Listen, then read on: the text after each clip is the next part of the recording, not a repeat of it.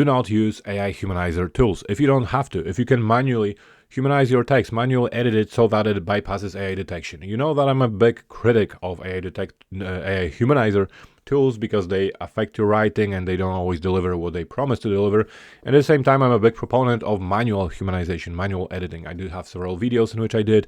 And in this video, I'll share 25 rules, 25 things for you to focus on when you're trying to manually edit your AI written text so that it doesn't get detected by AI detectors. It's a fairly short list that I compiled based on literally hundreds and hundreds of pages of similar instructions that I use in my work. In my work, I work with AI tools. I help develop some of these AI tools. I deal a lot with AI writing. And also one of the services that I offer, if you're overwhelmed, of course, after watching this video, is manual humanization. So if you send me your text that's been written or edited, adjusted by AI, and it gets flagged, I do have a service where I humanize, I edit this text so that it doesn't get flagged as AI written. And another thing that I'll be offering soon are live workshops where you can join me. I'm humanizing AI written text while explaining what I'm doing. I'm interacting with you, sharing resources, and showing you the full workflow of what exactly I do and what exact tools I use when I go through this process. But hopefully you don't need it, because in this video I'll share the key 25 points, in my opinion, for what to bear in mind when you're doing that manually. You'll see that there is a lot of overlap, and this can be condensed down to the key message, which is you want to make your text less uniform. You want to make it less uniform and less statistically predictable, because that's how it works. AI always goes for these favorite structures, favorite sentences, favorite words, favorite grammar. So it makes it very much statistically predictable. That's how AI detection works. It sees if it can predict what comes next, and if it can predict what comes next, then it means as the text has been written by AI. So the key point is to make it less predictable. So this is mainly about breaking down the structure, which means, and here we have point number one, for example, mixing lengths of your sentences. So mixing lengths of the sentences, making sure that you don't rely on exactly the same sentence length, because if you look at a written text, usually they are very similar, if not the same. Every sentence is very similar, not the same, if not the same. The structure of it is similar, the use of clauses is similar, the voice, so whether it's active or passive, the tense, whether it's past tense or present tense. We'll get to all these points as well, but first it's about the length. So try to use different lengths of the sentences, also combine shorter sentences into longer sentences, and also ones that are more heavy in clauses. Again, I'll talk more about clauses in this video later on, as well as splitting long sentences into short, punchy sentences, as long as it's not predictable, as long as you're not overusing the exact same structure in each sentence. So of course, I use different starters. So again, do not begin the sentences the same way, which is something that also is common in AI written text. Not exactly the same way, but there are certain expressions that do tend to be repeated, which also leads us to number 5. So avoid repetition in general. So this kind of sentences. So research shows, or the theory aligns, or something aligns with a theory. So these things are just very, very common. So I keep seeing, because like I said, one of the things I do is working with AI written text. I keep seeing these things all the time in every single text, and you'll gradually learn to see that too if you work with this kind of text. As I said, this overlaps with the structure of our clauses as well. So simple, compound, complex, different kinds of clauses. There will be a few more examples in this video of what exactly I mean, but generally it's all about the structure. Just make sure that the structure does not feel uniform. If you're looking at AI written text, it's all the same. So every paragraph tends to be of the similar length. Then if you look at sentences, they tend to be of a very similar structure. They have usually the same kind of voice, passive or active voice. So everything's similar. But again, we'll get to that very soon. Do not use triplets. I have several videos where I talk about triplets. So basically listing things in threes. AI absolutely loves doing that. So just try to avoid that. Of course, sometimes if you actually need to list 3 things, that's fine, but try to avoid that as much as possible. Now, the paragraph length, I already mentioned that. So different structures, different lengths of paragraphs, something I already said. So not every paragraph needs to be perfect, because again, AI will make it perfect. Of course, we want to write in a nice and academic way. So we do have a topic sentence, which is the first sentence. It kind of presents what the paragraph is about, But again, an AI written text is just striking, and it's strikingly perfect. So try to especially combine, change the length of a paragraph every now and then, have a longer or shorter paragraph. So that's very important, because even a visual inspection of AI written text, straight away within 10 seconds or 5 seconds, I know it's AI written just by looking at paragraphs and how they're structured and how long they are. So a mixture of passive and active voice, use different tenses. So all these things, again, they make help us make sure that it's not uniform. And again, I'm not saying make it completely choppy and chaotic if it doesn't make any sense. And of course, tenses, you want to use tenses that, again, make sense in this context of what you're talking about, writing about. But usually there is some scope for variation. And also passive and active voice. Try to use, I would say, active voice mainly, because, and I'll talk about it later as well, another thing that I usually say and I start with is just try to be concise. And that's something that AI really struggles with. So it over explains and it delivers all these repetitions. Try to be very concise, very to the point, which in any case is a good thing in academic writing. And this also has to do with passive voice, just very direct, straight, concise sentences written in active voice. Did I say passive or active before? But I meant active. So the Lincoln words, again, try to use a variety of different things, of course, again, without making it sound weird, but do not, for example, rely on and, because again, this is something that AI likes. So in addition to, as well as just semicolons and things like that, just try to use more ways to connect your ideas. Do not overuse these things. Again, normal statements, academic statements, or academic words. But again, just something that is very common, and therefore it makes the text very predictable.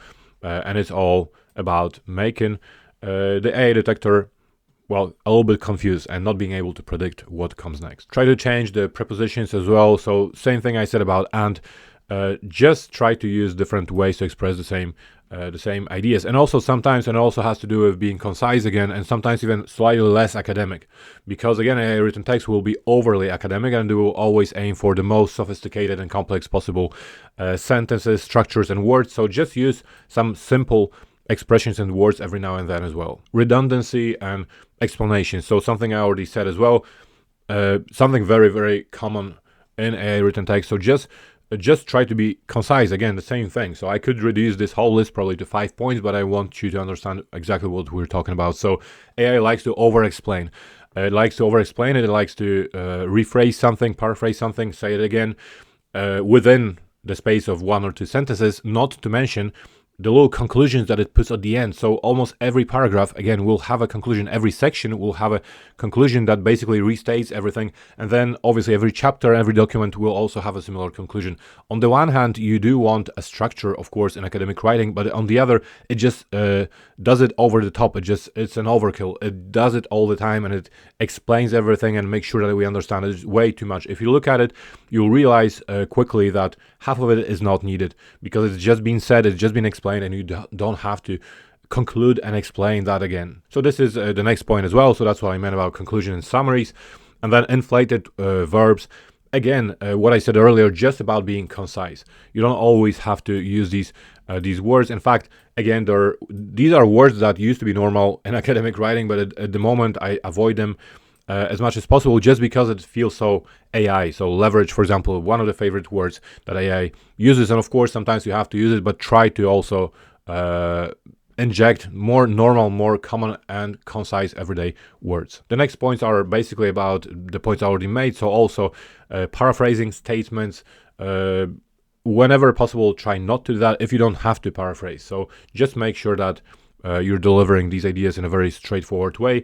Usually that's why when I edit a written text, what happens is they end up being much shorter because there's so much redundancy.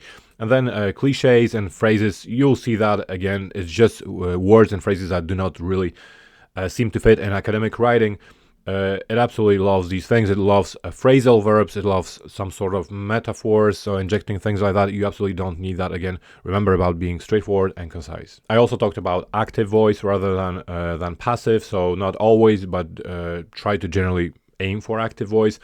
And then these are actually 4 or 5 different points. So the list could be longer, but it's all about reordering the sentence structure and logic, which may mean several things. Basically, again, you don't have to remember every single point, every single rule when you're looking at this text that you're working on. Of course, you want to remember these things, but just remember the general message here. So restructure the sentence. Try to say the same things in a couple of different ways. So here, like reordering the sentence structure. So many scholars believe something, that this happens. Then you can say, according to some scholars, this happens. So quite often, it doesn't seem to change anything. It doesn't change the meaning, certainly, but AI will aim for its favorite structure, which means it becomes predictable, which means that if you use this other structure, even if it's the same meaning, then most likely it won't be flagged as AI. And then flipping the logic, changing the sentence focus is all about the same thing, or restructuring clauses. Just sometimes, as you know, you can start in English, you can start in the sentence different ways. You can start with what happened, or you can start by who did that, or what led to certain action. So again, it has to do with what I just said about reordering the sentence. Try to experiment with saying similar things in a couple of different ways, especially if the previous sentence had a certain structure. Try to make the next sentence have another structure, because again, it's striking and strikingly consistent when AI writes, because it will pick one of these structures and it will consistently stick to it. So just always think of ways to change that structure. Here, what I mean about emotions, of course, it's academic writing. You don't want to have too much of your subjective voice, emotional voice, but things like commenting on something as being alarming, for example, if you're talking about a certain issue or problem, is entirely acceptable in academic writing, and in fact it's welcome, because it does communicate your opinion in a very subtle way. So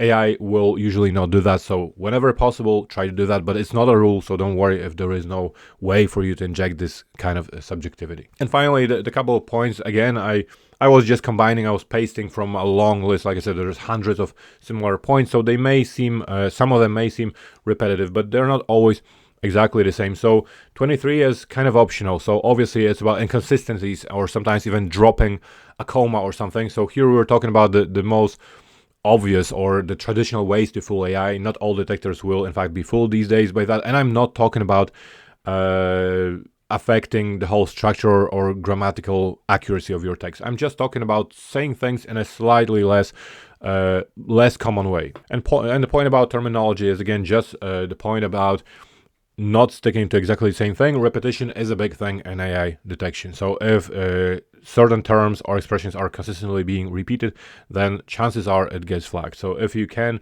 then try to use some other terms sometimes. And again, these terms, while you're looking for other terms to use, usually just look in the direction of more concise terms. How can I say it in a concise way, in a direct and straightforward way? And that's also the point at the end of the list. So again, just try to cut or simplify things, because it over delivers and it over explains. So like I said, this is definitely not a comprehensive list, but I did try to include the most important things. Usually these things will really get you to this 0% AI outcome of AI detection. But like I said, I do have several videos where I go through the process. I do have several videos where I show how I actually manually humanize text. So feel free to watch these other videos. If you're still overwhelmed, feel free to ask questions in the comments. First of all, I always try to respond to most of your questions. If you're overwhelmed, have a look at my website, have a look at the services that I offer, and have a look at the workshops that I'll be running soon, like I said, because it will be an interactive workshop where you can join me and you can see what happens exactly in the process. But otherwise, if you like the video or learn something new, please like it and share it, help others find it on YouTube, and consider subscribing if you haven't already.